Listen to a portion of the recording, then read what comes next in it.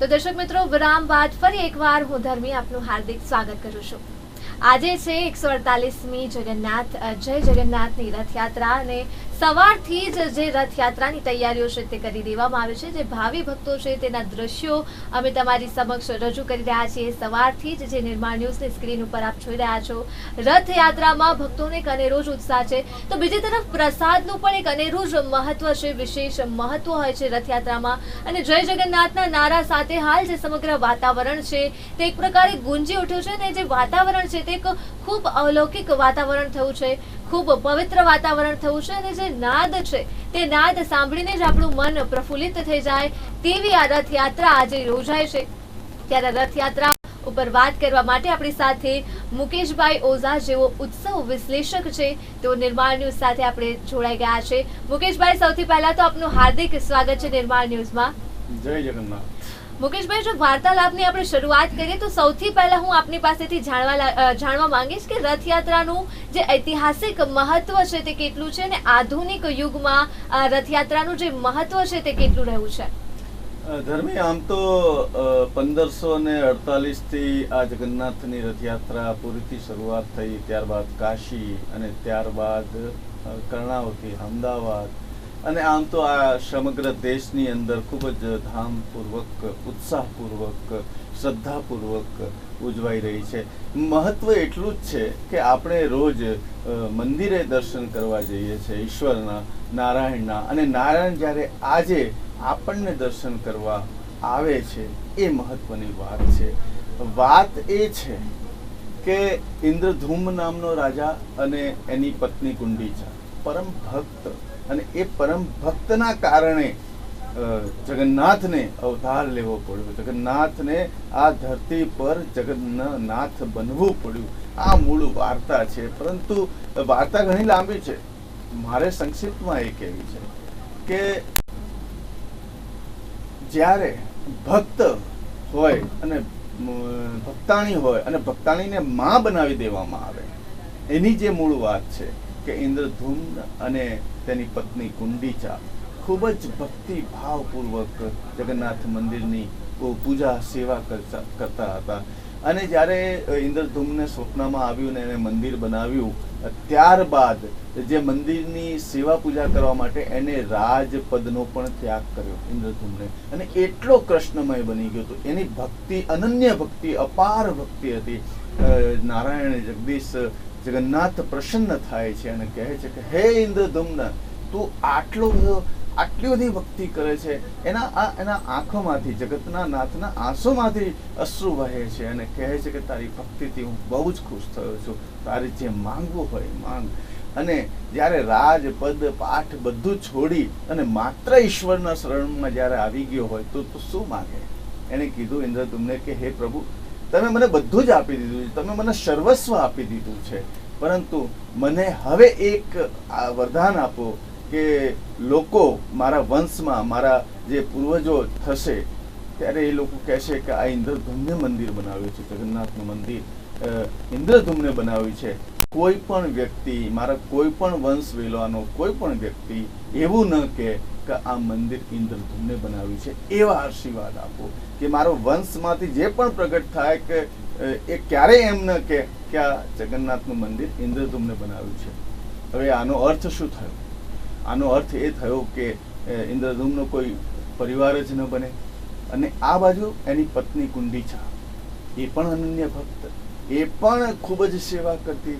હવે એક તો પ્રસન્નતા એ થઈ ગઈ ઇન્દ્રધૂમને કે મને આશીર્વાદ મળી ગયા, અને એની પત્ની ખૂબ જ ચિંતા થાય છે, રડે છે કે હું આટલી બધી ભક્તિ કરું છું, ઈશ્વર મારા પર પણ પ્રસન્ન છે. અને જ્યારે ઈશ્વર પ્રસન્ન થાય છે ને કુંડીચાને કહે છે કે મેં જે વરદાન આપી દીધું છે એ તો અપાઈ ગયું છે, પરંતુ હવે હું તારા કોખે જન્મ લઈશ અને હું સદાય માટે નાનો બાળ ગોપાળ સ્વરૂપની અંદર તારી પાસે રહીશ, અને હું તને આજથી માં માનીશ. એટલા માટે એનું જે જગન્નાથનું જે સ્વરૂપ છે એ નાનું થઈ જાય છે અને એ ગુંડીચાનો પુત્ર બની જાય છે. અને ગુંડીચાને આશીર્વાદ આપે છે કે હું આખું વર્ષ પ્રજાને મારા ભક્તોને દર્શન આપીશ, પરંતુ એક દિવસ તને દર્શન આપવા માટે હું ગુંડીચા તારા ઘરે આવીશ. એટલા માટે આજે જ તમે જુઓ કે જ્યારે જગદીશનો રથ નીકળે છે, જગન્નાથનો રથ નીકળે છે પુરીમાં, તે ગુંડીચા જઈ અને એના માના ઘરે જાય છે અને એ માના ઘરે જઈને પ્રસાદ ગ્રહણ કરે છે. માનું ઘર એટલે મામાનું ઘર, એટલે મામેરાનો પણ પ્રસંગનું મહત્વ છે. આ પ્રકારની મૂળ વાર્તા જગન્નાથની રથયાત્રા સાથે જોડાયેલી છે. આપણે અર્થ પણ સમજવો જોઈએ. માત્ર વિજ્ઞાન છે, રથયાત્રા એક વિજ્ઞાન છે, સાયન્સ છે. આપણા હજારો વર્ષોથી વેદ શાસ્ત્ર પુરાણ કથન અનુસાર જે વાર્તાઓ છે, હરિ અનંત હરિ કથા અનંતા. તમે હરિ માટેની જેટલી કથા કહો, જેટલું પણ એનું મર્મ તત્વ ભાવ સમજાવો, એ અદ્ભુત, અલૌકિક, અવિસ્મરણીય હોય છે. અને જ્યારે આપણા નગરની અંદર મારો ભાણિયો આવી રહ્યો છે, મારો મિત્ર આવી રહ્યો છે, મારો સખા આવી રહ્યો છે, મારો બાપ આવી રહ્યો છે, મારો ગુરુ આવી રહ્યો છે, અરે મારું સર્વસ્વ આવી રહ્યો છે, જ્યારે તમારા આંખમાંથી અશ્રુની ધારા વહેને, જ્યારે તમે જગન્નાથના દર્શન કરતા હો, ત્યારે માની લેજો કે એ જગતના નાથે તમને જોઈ લીધા છે. આજની રથયાત્રામાં ભગવાન જગદીશની આંખો ખુલ્લી છે, આંખો ઉપર પાંપણ નથી, એક પલકારો પણ ન લઈ શકે, અને એ સમગ્ર દ્રષ્ટિ ખુલ્લી રાખીને તમામ ભક્તોને દર્શન આપવા માટે ગલીએ ગલીએ, શેરીએ શેરીએ મારો કાનો, મારો લાલ, મારો ગોવિંદ, મારો મુરલીધર, મારો રણછોડ આજે આવી રહ્યો છે. અને જે આનંદ ઉલ્લાસનો પર્વ, જય રણછોડ માખણ ચોર ના શબ્દોથી મારું નગર આજે ગૂંજી રહ્યું છે. ભક્તિમય માહોલની વચ્ચે આસ્થાનું ઘોડાપુર આપણને આજે જોવા મળી રહ્યો છે. આ સજાવેલી શણગારેલી ટ્રકો જે છે, સમાજની રીત ભાત દર્શાવી રહી છે. અષાઢી બીજનો દિવસ, નવા કચ્છીઓનું નવું વર્ષ છે, ઋતુકાળનો સંદર્ભ છે, અને જે પ્રસાદનું મહત્વ છે. આ રથયાત્રા કોઈ સામાન્ય વસ્તુ નથી. આજના યુવાનોએ, આજના જે પણ ભક્તો કદાચ રથયાત્રા સુધી ન પહોંચી શકે, તો ગુજરાત ન્યૂઝ થકી તમે આના દર્શન કરીને પણ ધન્યતા અનુભવી શકો છો. આ છે મહત્વ રથયાત્રાનું. આ છે 148મી રથયાત્રા. આ છે મારા સાબરમતી નદી કિનારે આવેલું જગદીશ મંદિર, જેનો પણ એક પુરાણો ઇતિહાસ છે. એ ઇતિહાસને ખંગોળવાનો પ્રયત્ન કરો, જાણવાનો પ્રયત્ન કરો.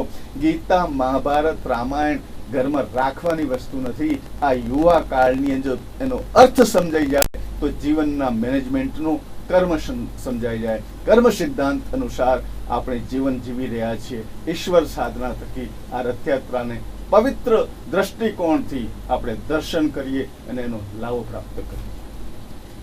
બિલકુલ મુકેશભાઈ, ખૂબ સુંદર વાતો કરી છે આપને. અને આ સાથે જ જે પ્રકારે આપને મોસાળનો જે ચર્ચા કરી, મામેરાની ચર્ચા કરી, ત્યારે હું આપની પાસેથી એ જાણવા માંગુ છું કે રથયાત્રાનું ઐતિહાસિક મહત્વ હોય છે. અષાઢી બીજના દિવસે રથયાત્રા યોજાય છે, પરંતુ ત્યારે હું આજના દિવસે આપની પાસેથી જાણવા માંગુ છું કે આ રથયાત્રામાં ખાસ કરીને મામેરાનું શું મહત્વ છે.